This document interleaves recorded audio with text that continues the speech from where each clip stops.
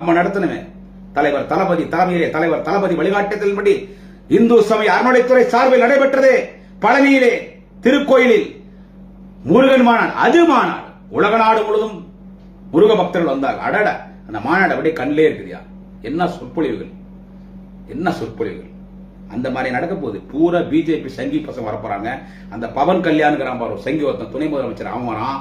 யோகி ஆதித்யநாத் வடமாநில சாமியாருங்க RSS மாநாடு நடத்துறான். என்னது RSS மாநாடு? முருகன் பேரை எங்க தமிழ் கடல் முருகன் பேரடா பயன்படுத்துறீங்க. RSS மாநாடு நடத்துறாங்க.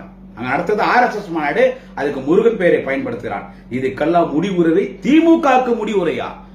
இந்தி இசை ஷா சு சி து அண்ணாமலை ஆடு மிஸ்டர் நயினார் நாகேந்திரன் ராஜா எல்லாருக்கும் சொல்றேன் கேட்டுங்க.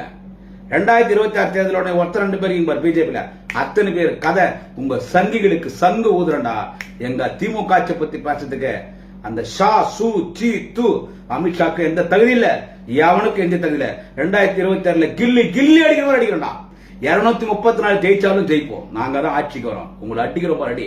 மக்கள் எங்க தலைவர் தளபதி தேர்ந்தெடுப்பாரு. ஐயோ பாவம் எடப்பாடி, ஐயோ பாவம் எடப்பாடி. அவர் கதையை அவரே முடிச்சுக்கினார். சங்கி பசங்களா வேற எடுத்துருவோம், ஜாகிரதை.